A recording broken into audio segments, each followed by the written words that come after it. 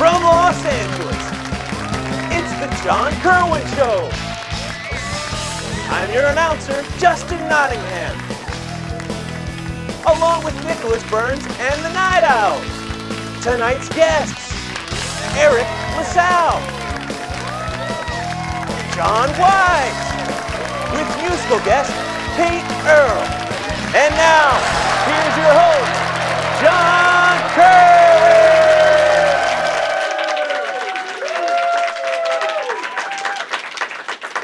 All right, welcome back. Tonight's first guest is an Emmy Award-winning actor who you all know from ER as well as films like Coming to America. His new book is called Laws of Depravity. We're very excited to have Mr. Eriq LaSalle. How are you? Hold on. What? I'm Emmy nominated, not Emmy award winner. Well, if you want to give me an Emmy, I'll take it. But well, correct me if I'm wrong. Okay. But you won as an ensemble for ER. oh, that's a stretch. That's that Hollywood stretch, make you bigger than you really are. I accept it. I was individually nominated. No, I know you were as well. I know, but as an ensemble, you can't claim that. Did you get a? No, we don't get anything. The producer got it. So. Oh, I yeah, see. Yeah. So no, I'm. You were nominated twice, actually. I was nominated twice. That's a great individually. Yes. Okay. The show won. Yeah, the show won many, but that's the show. So anyway, yes, that's me. I just wanted to clarify. I had a little problem with your name. Now it's Okay. Eriq, E-R-I-Q. Yes. Is that the correct? Because some places it's E-R-I-C. No. Some places E-R-I-C-K. No. And it is only. It's ERIQ. Now what is that? Is that French? Because LaSalle, I think, would be French, or what is that? It's actually when I was in college, I went to Juilliard, and we had this professor who once told us that it's really hard out there once you get out there and you start sending out your resume, your picture and resume. 99% of the time, they'll take it and they'll dump it in the garbage. So you should have something that grabs their attention. Uh-huh. So I was teaching in the summertime. I was teaching this French girl, and she would always call me Eriq. And I was like, not ready to go all the way, but about halfway. So I'll take the spelling, because Eriq is E-R-I-Q-U-E. So I'm Eriq. So that's the argument. And then you dated an Italian girl and you got LaSalle. LaSalle is French. Oh, it is. LaSalle is French, yes. I should change my name to Jean Le Cohen. Yeah. That'd be nice, huh? I like Italian girls, I stay away from them. Really? I'm only saying that because They're very passionate, emotional, and they can scream, right? I had an Italian girlfriend. She used to take her high heels and she would slam them against the wall when she was angry. It would leave all these heel marks all over my wall when she was angry. So you just stop. Yeah, well, I was scared. I would sleep at night, no one's going to come at me, Designs on the wall. Yeah, very passionate. Would you crazy Italians. That's right. Yeah. That's right. Would you say you're very passionate like that, like an Italian, or would you say you're mellow and cool? I'm getting mellow and cool from you. You and I don't have that kind of relationship. so with you, yeah. Oh, I'm sorry I made you open up like that. Okay. Here we go. So anyway. We were talking during the break about Taekwondo, which I'm studying, and I've told our viewers about my progression. I'm now a purple belt. Congratulations. Thank you very much. Thank you. And you were almost a black belt, is that right? Which has to be frustrating as hell. It's kind of like graduating college with like 3 credits before you graduate, Which is actually what I did in college as well. Is that right? It's a whole pattern. It's a whole. I don't finish. So you'll be leaving this interview in about 6 minutes. Exactly. Is that right? all the broken relationships. I kind of commitment. I don't know. Commitment phobias. I studied. I made it to brown belt with a stripe, and you could get one more stripe before you go to black. And then I came to California, got lazy, and never took another class. Well, don't you have to start all over again if you start with a new school? Absolutely. That's right. Yeah. And then so I wouldn't even think. I mean, but back then I was competing, and it was actually really cool. As a matter of fact, the whole, the iconic move on ER in the opening credits, when I go down, that was a Taekwondo move. Oh. And that's where, because they in the pilot, I saved this guy's life, and so the director, I'm walking down the hall, he goes, I want you to jump up and go, yippee. It's like, And you're like, I don't have that kind of relationship with you. So I was, I was like, Dr. Benton is not a yippee kind of guy. So I think he just got so frustrated. He was like, well, do whatever.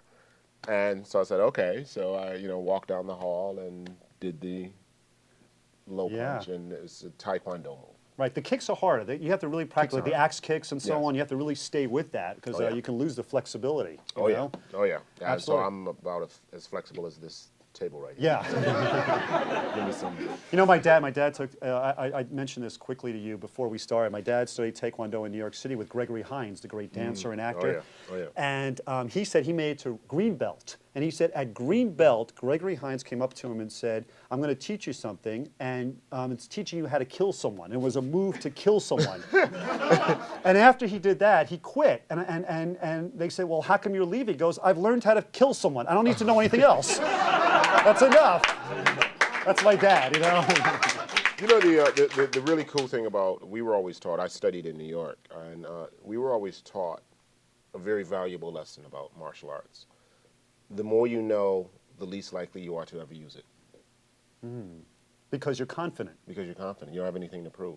If Right. you know you can defend yourself, now obviously in a certain situation where someone's attacking you, you don't sit there and go, hey, I know Taekwondo. Yeah. You kick their ass, Right. But yeah, because when you first start taking it, you're running around, you kind of itching for a fight to see what you know, and and then you start getting some belts, literally, and you go, okay, and then at some point you're like, I don't need to prove anything. Has there ever been a situation where you had to use it? Only when I competed. Really? Yeah. Well, no one's going to mess with you. You're 6'2", right? I mean, I'm 6'3", people but have I messed with don't me. want to say it. You don't get a pass or something. Yeah, you do.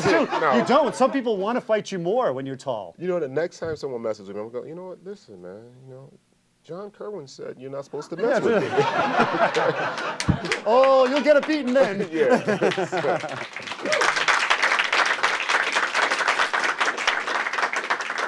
We are going to take a break, and then we're going to talk all about this great book. It's called Laws of Depravity. Stay tuned for more with Eriq LaSalle.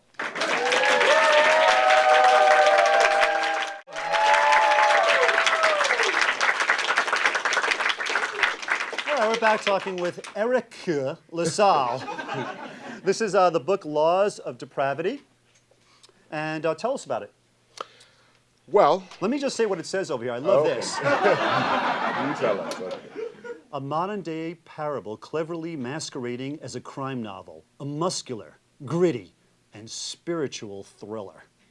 That's it. That's something I want to read. I didn't say that.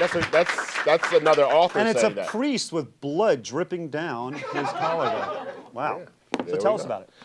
Well, I got the story. I read a story how Jesus' disciples were all brutally murdered. And it's not in the Bible, but it is, historians have documented it.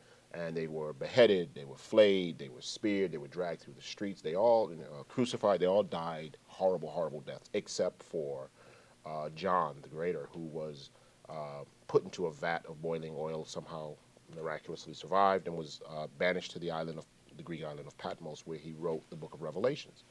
So in reading, I was like, wow, that's a hard way to go with, the way that they died. And I thought it would be a really cool concept to come up with a modern-day serial killer who was targeting clergy, killing them in the same fashion that the martyrs were killed. Oh. So he's called the Martyr Maker. He comes out, he's been killing for 30 years. He comes out every 10 years. He kills 10 priests from various denominations, and then he disappears. And so this is pretty much his last cycle. and so they have to catch him because they feel that he's getting old, and possibly going to disappear forever. If this were turned into a movie, you had mentioned a salt and pepper kind of detective team. I think that we'd be perfect. There we are. Right, there we go. Yeah. And you know a little there. And you know a little martial arts. Yeah, so that's right. So all the action, I'll just watch you. Who would you like as the characters? If you can have, if this were made into, I know this is a Hollywood question, but when you write a book, inevitably, if it's really good, as this one is, it's going to be they want to turn into a movie. Now, would you see yourself as one of the cops? No, actually, I see myself directing it. You have kind of cast myself in that role, since that's the other thing that I do. Is this something that would be good for your friend George Clooney, who you worked with? Well, I mean, look, George is a star. George gets movie made, so every movie is good for George. Right. I want to do. I want to do say, a remake. I'm directing. I'm directing those, George. As long as I'm directing, I want to. If I do a remake of the Helen Keller story, George would be wonderful for Helen Keller. Because, actually, I was thinking, as a salt and pepper team, as you're saying, I would think two men you worked with, George Clooney and Eddie Murphy. How great would that be? As the cops? No. No? Okay. That's good. I'll do the I'll do the directing. You do. Oh, I can't do the casting. Okay. Yeah. I mean, with this, what I don't like to put names out there. I do have very specific ideas of who I would love to cast.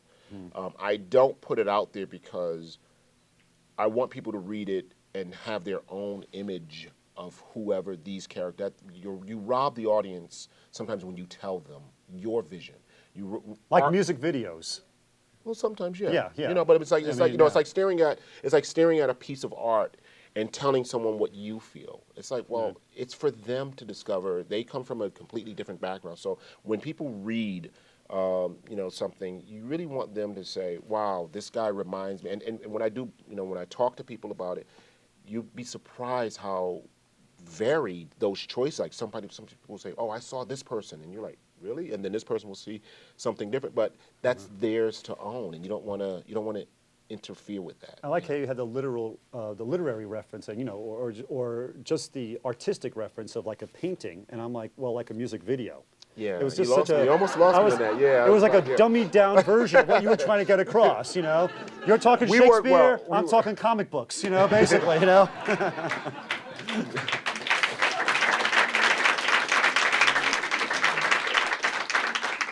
I hope this was a nice time for you. It was a great time. This is the book, Laws of Depravity. Yes, read it and then see the movie. The second book, the third book, and it'll all be directed by this man, Eriq LaSalle. Thank you very much.